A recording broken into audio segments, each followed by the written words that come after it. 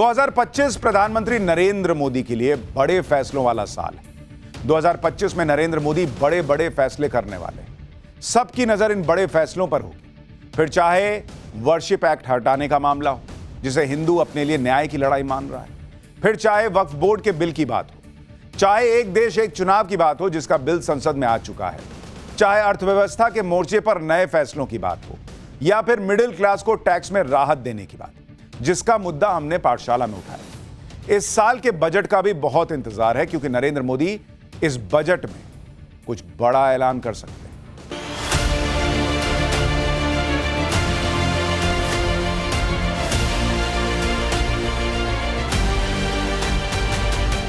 नरेंद्र मोदी की पॉलिटिक्स ना तो चुनाव देखकर चलती है और ना नंबर गेम की मोहताज है। उन्होंने देश के लिए कुछ लक्ष्य तय कर रखे हैं और उन्हें उनके काम पूरे करने से कोई नहीं रोक सकता। अगर वन नेशन वन इलेक्शन आ गया तो देश की राजनीति पूरी तरह से बदल जाएगी। देश में फिर बार बार होने वाले चुनाव बंद हो जाएंगे और 1 या 2 फेज में ही चुनाव निपट जाएंगे। ऐसा नहीं है कि दुनिया में कहीं वन नेशन वन इलेक्शन नहीं होता है और मोदी सिर्फ भारत में इसको लेकर आ रहे हैं। भाई, इंडोनेशिया बड़ा देश है, वहां 2019 से सारे चुनाव एक साथ हो रहे हैं। इसी साल फरवरी में इंडोनेशिया में सारे चुनाव एक साथ हुए। 20 करोड़ लोगों ने एक दिन में वोट डाला। राष्ट्रपति, उपराष्ट्रपति, सांसद, विधायक, पार्षद सब एक साथ चुन दिया। भाई, स्वीडन में भी ऐसा ही सिस्टम बना हुआ है कि वहां पार्लियामेंट से लेकर नगर पालिका तक सारे चुनाव एक समय पर एक साथ होते हैं। हर 4 साल में सितंबर के सेकंड संडे को वोटिंग होती है, जिसमें पूरा देश एक साथ वोट डालता है। काम खत्म। साउथ अफ्रीका में संसद और विधानसभा के चुनाव एक साथ होते हैं। फिलीपींस में 1995 से संसद और विधानसभा के चुनाव एक साथ हो रहे हैं। इसके अलावा Brazil, Bolivia, Colombia, Costa Rica, कई देश हैं भाई जहां एक साथ चुनाव होते हैं। और भारत इतना आधुनिक होता जा रहा है, दुनिया में भारत का यूपीआई चलने लग गया बहुत, और ये कह रहे हैं कि हम एक साथ चुनाव नहीं करा सकते। यही इन लोगों की सोच की प्रॉब्लम है कि हो नहीं सकता। और नरेंद्र मोदी की सोच है कि ये कैसे नहीं होगा। देश में एक साथ सारे 4 चुनाव कराने का मुद्दा कोई आज का है भी नहीं। इसकी कोशिश इंदिरा गांधी के जमाने में 1983 से चल रही थी, लेकिन इंदिरा गांधी की सरकार ने तब इस पर कोई ध्यान नहीं दिया। इसके बाद 1999 में इस मुद्दे पर लॉ कमीशन ने तब सिफारिश की, जब अटल जी की सरकार थी। अब जाकर इतने सालों में नरेंद्र मोदी ने इस पर कदम बढ़ाया। पीएम मोदी वर्शिप एक्ट पर भी बड़ा फैसला कर सकते हैं, क्योंकि कांग्रेस के जमाने में बने वर्शिप एक्ट का काफी विरोध होता है। इसे हिंदू समाज अपने खिलाफ अन्याय बताते हैं। वर्शिप एक्ट का विरोध इसलिए भी होता रहा है क्योंकि यह कानून एक तरह से 1192 से लेकर 1947 तक आक्रांताओं द्वारा तोड़कर बनाए गए धर्मस्थलों को कानूनी मान्यता दे देता है। जबकि देश में ऐसे सैकड़ों धर्मस्थल हैं जिनके बारे में यह दावा किया जाता है कि वो मंदिरों को तोड़कर बनाए गए। इस कानून के विरोध में कहा जाता है कि मध्यकाल में अन्य धर्म के लोगों ने हिंदुओं के धार्मिक स्थलों पर कब्जा किया था और इस कानून से हिंदुओं के धार्मिक अधिकारों को चोट पहुंचती। भाई, एक देश पाकिस्तान बना, इस्लामिक लाइंस पर बना, वहां आप धर्म के हिसाब से चले गए, आप रह रहे। लेकिन जो भारत आजाद हुआ उसमें वो धार्मिक स्थल जो आक्रांताओं ने आकर गुलाम बनाए, उन्हें तोड़ा, वो धार्मिक स्थल आजाद नहीं होने चाहिए। ये कौन सी आजादी है बॉस? आप सोचिए कि 80% से ज्यादा हिंदुओं वाले देश में हिंदुओं के पास यह अधिकार नहीं है कि वो अपने धार्मिक स्थलों को फिर से हासिल कर सके। कह रहे हैं कि तुम कोर्ट भी नहीं जाओगे। क्यों नहीं जाएंगे भाई? 1991 में कांग्रेस की सरकार वर्शिप एक्ट लेकर आई थी कि नहीं, कुछ नहीं बदलेगा। हिंदू कह देगा कि ये है वो है, ऐसे कैसे चलेगा? जो जैसा था 47 में वैसा रहेगा।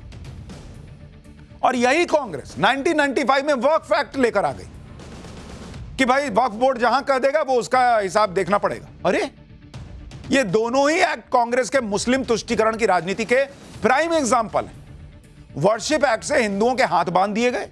15 अगस्त 1947 में जिस धार्मिक स्थल का जो स्वरूप था उसमें बदलाव नहीं हो सकता। दूसरी तरफ वक्फ एक्ट से मुसलमानों को यह अधिकार दे दिया गया कि वो जिस प्रॉपर्टी को चाहे वक्फ प्रॉपर्टी घोषित कर सकते हैं। वर्शिप एक्ट में यह प्रावधान किया गया कि मंदिर तोड़कर बनी मस्जिद के खिलाफ हिंदू कोर्ट तक नहीं जा सकते।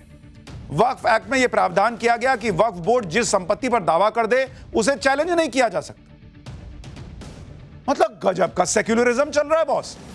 हिंदू कुछ नहीं कर सकता, मुसलमान इस देश में रह रहा है तो भाई वो सब कर सकता है। ये कौन सा तराजू बराबर है भाई सेक्युलरिज्म का? ये दोनों को बराबर पावर दी है क्या? सुप्रीम कोर्ट ने वर्शिप एक्ट पर केंद्र सरकार से 4 हफ्तों में जवाब मांगा है। केंद्र सरकार के जवाब दाखिल करने के बाद क्या हो सकता है, अब आपको यह भी बताता हूं। अगर केंद्र सरकार इसके खिलाफ जाती है और इसे गैर संवैधानिक बताती है तो केंद्र सरकार पर वर्शिप एक्ट को संसद के जरिए खत्म करने का दबाव बढ़ेगा। और अगर केंद्र सरकार न्यूट्रल रहती है या एक्ट का साथ देती है तो सब कुछ सुप्रीम कोर्ट पर निर्भर करेगा। कोर्ट में वर्शिप एक्ट की लीगैलिटी पर बहस होगी, जिसके बाद वर्शिप एक्ट का क्या होगा इस पर फैसला आएगा। लेकिन 4 हफ्ते में तस्वीर क्लियर हो जाएगी कि इस देश के संवैधानिक इतिहास पर जो कई लोगों को लगता है काला काला दाग है वर्शिप एक्ट, वो रहेगा या जाएगा। नरेंद्र मोदी सरकार क्या कोर्ट में जवाब देगी, अब इस पर सबकी नजर है। सरकार के मोर्चे पर तो पीएम मोदी को साल भर बड़े बड़े फैसले करने ही हैं। राजनीति के मोर्चे पर भी साल की शुरुआत में ही उन्हें बड़ा फैसला करना है। जैसे साल की शुरुआत में ही बीजेपी के नए अध्यक्ष का चुनाव होना है। इसके अलावा साल 2025 में पीएम मोदी को दिल्ली और बिहार चुनाव भी संभालना है। दोनों राज्यों में कैसे जीत मिलेगी, इसकी रणनीति बनानी है। इसके अलावा फरवरी में बजट भी आने वाला है। बजट पर सबकी नजरें हैं। बजट में टैक्स को लेकर काफी बातें हो रही हैं और यह कहा जा रहा है कि टैक्स में पीएम मोदी बड़ी राहत दे सकते हैं। दिक्कत सिर्फ इस बात की नहीं है कि हर कदम पर टैक्स है, दिक्कत इस बात की भी नहीं है कि टैक्स भरा जा रहा है। मिडिल क्लास भर रहा है भाई, उसको देश के विकास में चीजें लग रही है, अच्छा लग रहा है, लेकिन टैक्स के बदले में जब कोई सुविधा वो नहीं ले रहा, सोशल सिक्योरिटी मिली, चाहे एजुकेशन में मिले, हेल्थ में, या फिर किसी मुसीबत में किसी की नौकरी चली जाए तो उसे मदद मिले ना भाई, कुछ और सुविधा ही दे दीजिए। अगर ये सब हो तो फिर टैक्स इतना किसी को नहीं चुभेगा। लेकिन ऐसा कुछ मिडिल क्लास के पास है ही नहीं। उसका बच्चा सरकारी स्कूल में पढ़ नहीं रहा, सरकारी अस्पताल में वो जाता नहीं इलाज के लिए, नौकरी आज की डेट में चली जाए तो घर चलाने वाला कोई नहीं है, और अलग अलग लेवल पर मल्टीपल टैक्स हैं। तो इसीलिए मिडिल क्लास परेशान होता जा रहा है कि बॉस क्या ही करे। मिडिल क्लास की हालत खराब है टैक्स भर भर कर। इंडिविजुअल से होने वाला tax collection all time high पर है, लेकिन 2 सबसे बड़ा सवाल अभी भी बचे हुए हैं। 140 करोड़ के देश में 10 करोड़ के करीब लोग ही इनकम टैक्स क्यों फाइल कर रहे हैं? इसमें भी बड़ी संख्या ऐसे लोगों की है जो 0 रिटर्न फाइल करते हैं। देश में कृषि से होने वाली आय पर कोई टैक्स क्यों नहीं लगता? दूसरा सवाल सुनते ही पहला रिएक्शन यही होगा, बॉस ये कैसी बात कर रहे हैं, देश का किसान टैक्स भरेगा? बिल्कुल नहीं भरना चाहिए किसान को टैक्स, लेकिन उन किसानों को नहीं भरना चाहिए जिनकी आय कम है। कृषि से होने वाली आय की कोई सीमा ही तय नहीं है जिस पर टैक्स की छूट है। ये क्यों भाई? कितने ही किसान तो ऐसे हैं जो सैलरीड क्लास से ज्यादा कमा रहे हैं लेकिन टैक्स नहीं भरते। पर यह तो सिर्फ समस्या का छोटा हिस्सा है। बड़ी समस्या तो इस बात की है कि कृषि से आय के नाम पर टैक्स से छूट ले कौन रहा है, और क्या इससे देश को बड़ा नुकसान हो रहा है? क्योंकि साल 2012 में central board of direct tax यानी सीबीडीटी कह चुकी है कि बिना किसी जांच के कृषि से जुड़ी आय के नाम पर टैक्स में छूट सिस्टम में ब्लैक मनी को कृषि से आय बताकर लाने का रास्ता है। इतना ही नहीं, 2014 में टैक्स एडमिनिस्ट्रेशन रिफॉर्म्स कमीशन की एक रिपोर्ट ने कहा था कि बिना वेरीफाई किए कृषि से जुड़ी आय के नाम पर टैक्स छूट देने से वित्तीय सिस्टम में बड़ी अनियमितता बनती है, जिसका उदाहरण है बड़ी बड़ी कंपनियों का कृषि से जुड़ी आय के नाम पर टैक्स में छूट ले लेना। यानी कृषि से जुड़ी आय के नाम पर किसानों से ज्यादा फायदा क्या दूसरे लोग उठा रहे हैं, ये एक बड़ा सवाल है। और यह सवाल और पुख्ता होता है 2019 की सीएजी की एक रिपोर्ट से, जिसमें कहा गया था कि इनकम टैक्स ने 22,195 केस की जांच की। सीएजी ने इनमें से 6,778 केस की स्टडी की। इन केसेस में 3,656 करोड़ रुपए की टैक्स छूट क्लेम की गई थी कृषि से जुड़ी आय बताकर। इनमें से 57% क्लेम कंपनियों के थे बॉस, और 37% व्यक्तिगत टैक्स पेयर्स के। 22.5% केस में बिना दस्तावेज जांचे ही टैक्स में छूट दे दी गई थी। करीब 10.5% केस में जमीन के दस्तावेज तक नहीं थे विभाग के पास।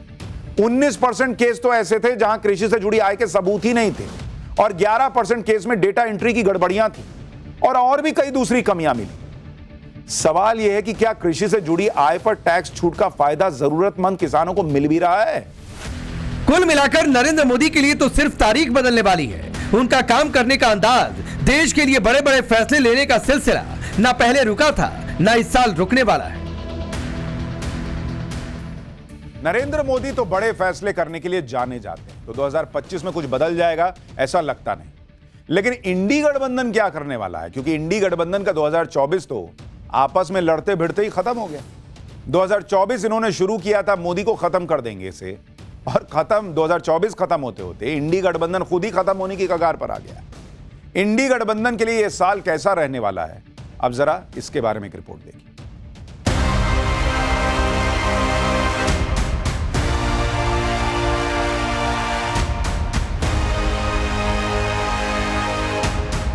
जब इंडिया अलायंस बना था तभी नरेंद्र मोदी ने कह दिया था कि मोदी को हटाने के लिए बना ये इंडिया अलायंस कुछ ही दिनों में ऐसा टूटेगा कि ना इंडी रहेगा ना अलायंस। कुछ दिन पहले भानुमति का कुनबा जोड़ा,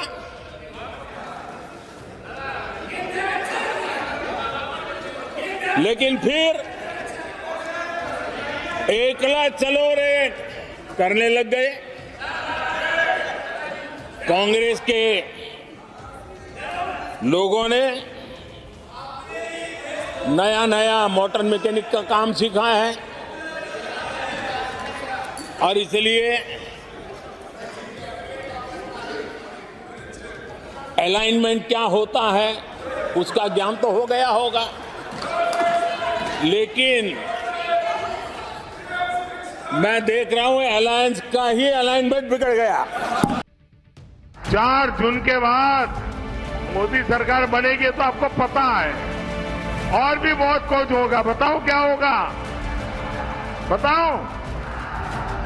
ये इंडी गठबंधन टूट करके बिखर जाएगा, खटाखट खटाखट। लोकसभा के बाद हरियाणा और महाराष्ट्र जीतकर मोदी ने ऐसा धमाका किया कि इंडिया अलायंस की धज्जियां उड़ना शुरू हो गई। पहले ममता अखिलेश मिलकर राहुल गांधी और कांग्रेस को उधेड़ रहे थे, फिर केजरीवाल और आम आदमी पार्टी ने कांग्रेस को छील दिया है। कांग्रेस ने केजरीवाल से बैठे बिठाए पंगा ले लिया है, उन्हें देशद्रोही कह दिया तो केजरीवाल भी बमक गए और फिर आज जो हुआ वो किसी ने सोचा नहीं था। आम आदमी पार्टी ने कह दिया कि कांग्रेस तो बीजेपी से हाथ मिला चुकी है। उधर कांग्रेस के नेता आम आदमी पार्टी के खिलाफ एफआईआर करवा रहे हैं। अब आम आदमी पार्टी ने कह दिया है कि कांग्रेस को इंडी गठबंधन से बाहर निकालो, ये रहने लायक नहीं, हमारे साथ इस तरह की बात करते हैं। मतलब राहुल गांधी और कांग्रेस पार्टी के बुरे दिन चल रहे हैं इंडिया अलायंस में।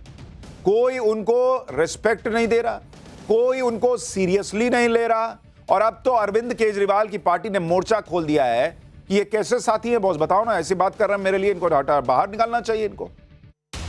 किसी ने सोचा नहीं था कि एक दिन ऐसा भी आएगा कि एनडी वाले एक दूसरे को कहेंगे कि इसे अलायंस से उठाकर बाहर फेंको, लेकिन ऐसी नौबत भी आ गई। ये अलायंस टिकेगा भी कैसे जब ये एक दूसरे को फूटी आंख नहीं देख सकते।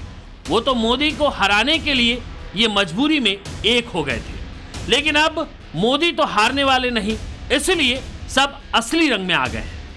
आप ये भी देखिए कि लोकसभा चुनाव में साथ लड़ने के बाद जितने भी राज्यों में चुनाव हुए, इंडी गठबंधन के सारे दल एक दूसरे के खिलाफ लड़ते दिखाई दिए। जो दल जिस राज्य में खुद को मजबूत मानता है वहां के लिए लड़ता है, और यही हाल दिल्ली में भी है। दिल्ली में पिछले 10 साल से आम आदमी पार्टी की सरकार है। आम आदमी पार्टी ने दिल्ली को अपना गढ़ बना लिया है, जहां केजरीवाल को हराना अभी तक बहुत मुश्किल रहा है, और इसी वजह से आम आदमी पार्टी दिल्ली में अकेले चुनाव लड़ रही है। कांग्रेस भी दिल्ली में अकेले लड़ रही है। कांग्रेस को लगता है कि इस बार दिल्ली में वो कुछ कमाल कर सकती है। हालांकि ऐसी बातें कांग्रेस नेता हरियाणा के लिए भी कर रहे थे, लेकिन वहां बुरी तरह कांग्रेस हारी।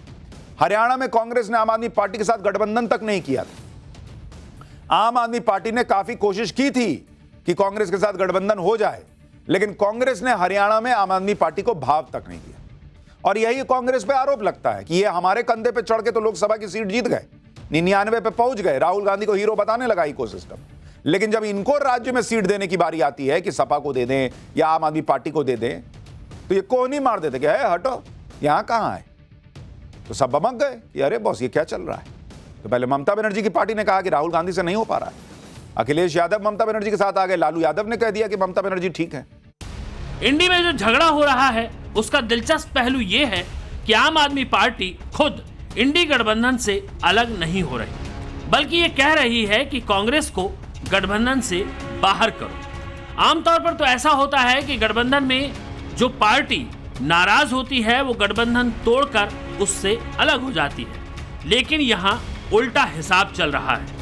यहाँ सीटों के हिसाब से जो छोटी पार्टी है आम आदमी पार्टी, वो बड़ी पार्टी कांग्रेस के लिए कह रही है कि कांग्रेस को बाहर कर दो। अब आम आदमी पार्टी ऐसी बात तभी करेगी जब उसे ये भरोसा हो कि गठबंधन की बाकी पार्टियां भी ऐसा ही चाहती हैं। और हो सकता है कि ममता बनर्जी, अरविंद केजरीवाल और अखिलेश यादव के बीच पहले ही कोई खिचड़ी पक रही हो और सही मौके का इंतजार हो कि कैसे कांग्रेस को गठबंधन से ही बाहर कर दिया जाए।